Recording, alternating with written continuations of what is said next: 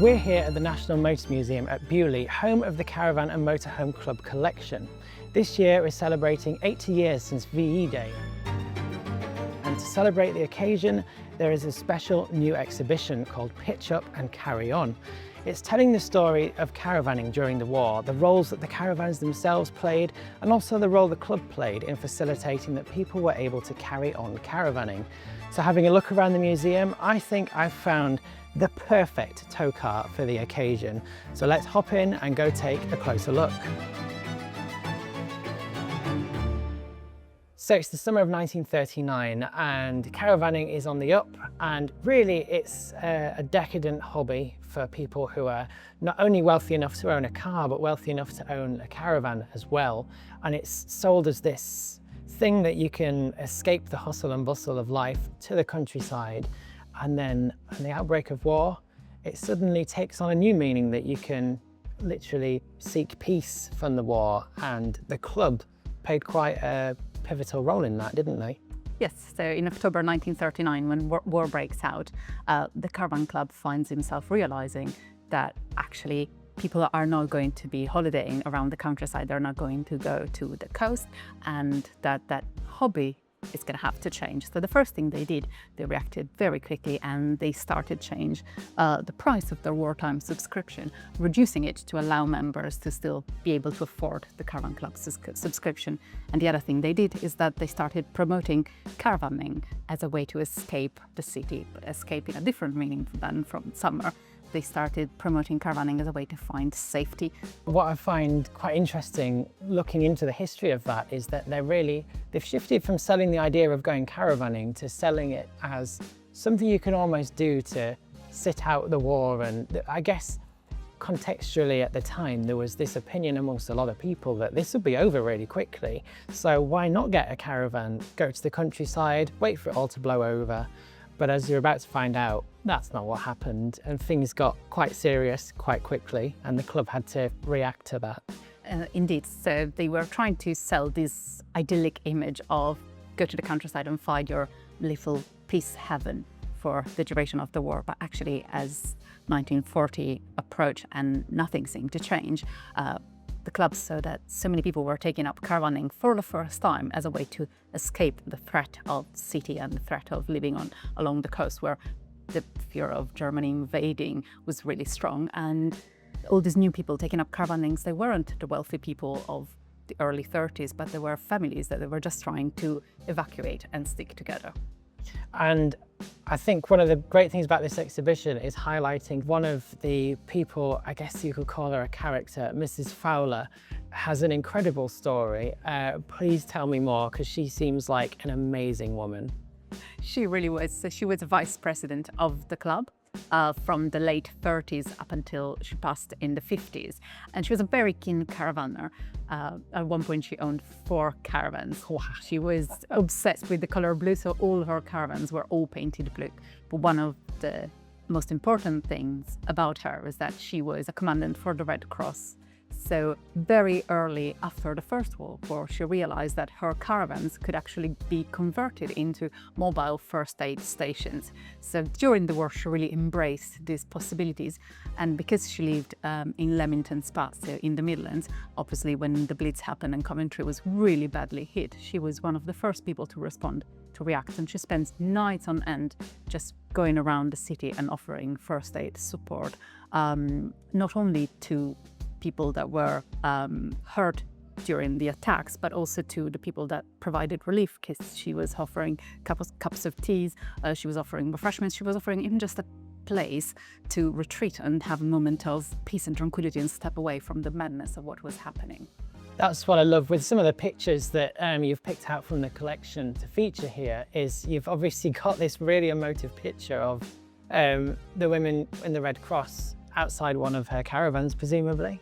Yes, so this is Mrs. Fowler coming out of her caravan, and these are some of the nurses that worked alongside her.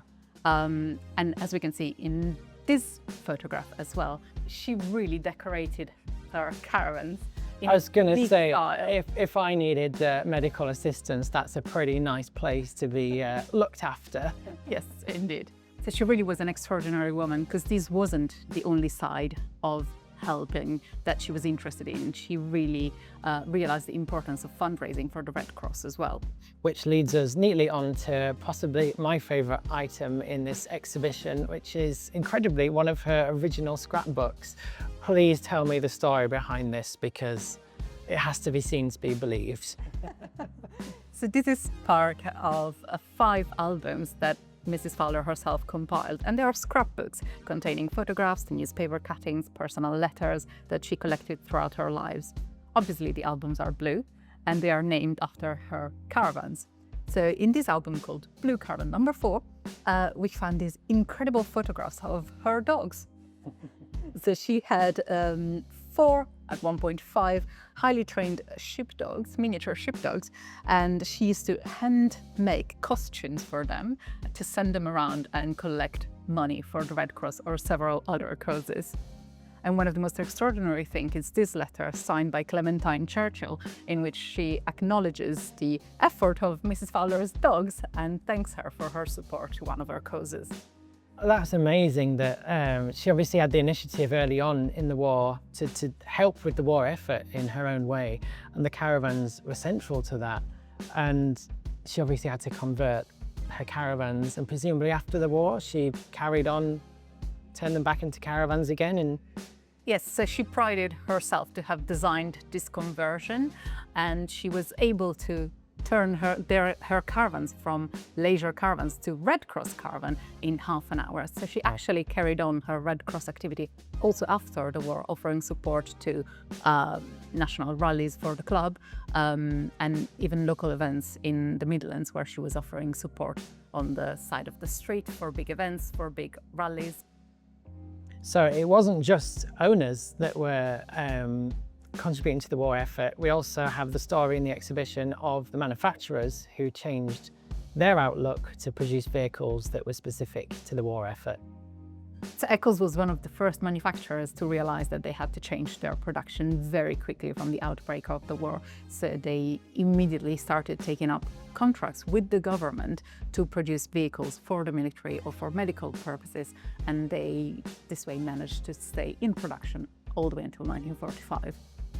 It's quite poignant that you've highlighted Eccles, because they are probably the most famous name in caravanning at this point, and they're one of the oldest manufacturers, if not the oldest proprietary manufacturer, founded in 1919.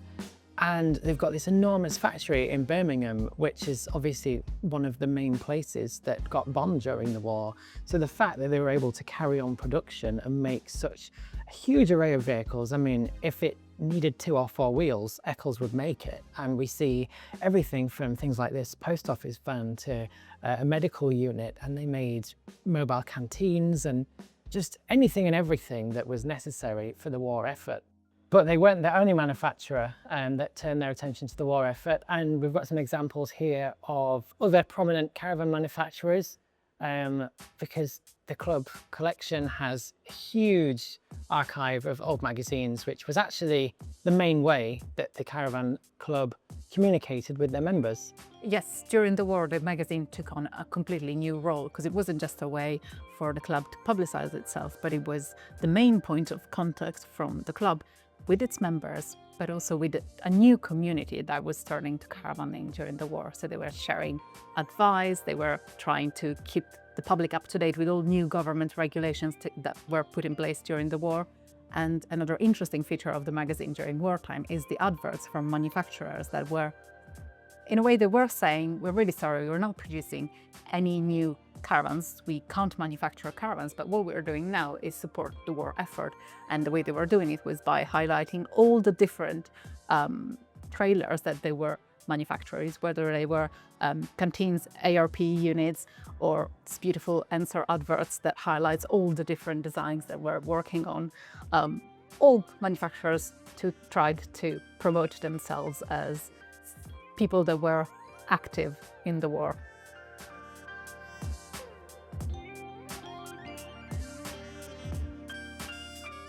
So obviously during the war, everything turns to the war effort, and they're producing all these vehicles. And after the war, suddenly everything's changed. Manufacturing's changed, And we're going to end on, I think, possibly the most poignant photo in this exhibit, and certainly one of your favourites. Please tell me more about this, because it's got a fascinating backstory.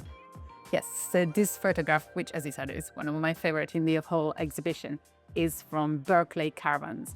So Berkeley Caravan didn't actually exist during the war, but they started their production in the 30s as Schrager Brothers, a company that manufactured furniture in London. During the war, obviously, they escaped from the Blitzed city and they moved to Biggleswade, a tiny village slightly north of London. And there, all of a sudden, they realized that as a company, they had the expertise to work on aircraft. So they started doing aircraft repair during the war. And then at the end of the war, all of a sudden, they realized that they had materials and expertise to start producing something completely new. So they started working on caravans. And here we can see that the workers are literally taking apart planes and using the materials to build caravans. People would know contextually during the war there was the shortage of materials and everyone was donating whatever metal they could to produce the planes. But what's not widely known is that after the war they were recycled again, and we've got one of the uses here. And this is actually interesting because historically this is one of the first caravans that's made out of aluminium, which of course we take for granted now. It's how all caravans are built, but that was a result of the changes in manufacturing during the war. Another extraordinary thing about this photograph is that it clearly comes from the marketing department, and they were trying to advertise their caravans as car apartments, emphasis on the apartment side of things, because they were trying to advertise their products as a way to respond to the housing crisis. And this was very common because after the war, so many people found themselves without a home to go back to. And so once again, we see new market for caravans and new people taking up caravanning for the first time. But it wasn't until a couple of years later, in 1947, that really caravanning started as a leisure pursuit again. And we can see from this photograph here that people started going back across the Channel to Europe for their holidays. So actually, all in all, although the war is only 6 years, it's a good 7 or 8 before it resumes again, and the world is never the same. And it's amazing in this exhibition to discover that story, because I don't think until now it's ever actually been pieced together in such a visual way.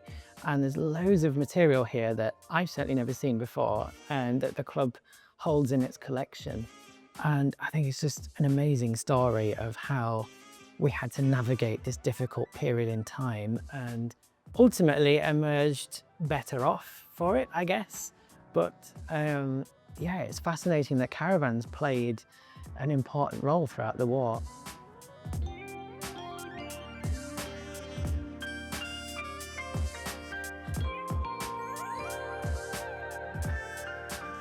I hope you've enjoyed taking a closer look at the new Pitch Up and Carry On exhibition. If you want to see it for yourself, come down to the National Motor Museum at Beaulieu. If you've enjoyed today's video, please do like and subscribe, and we'll see you again next time.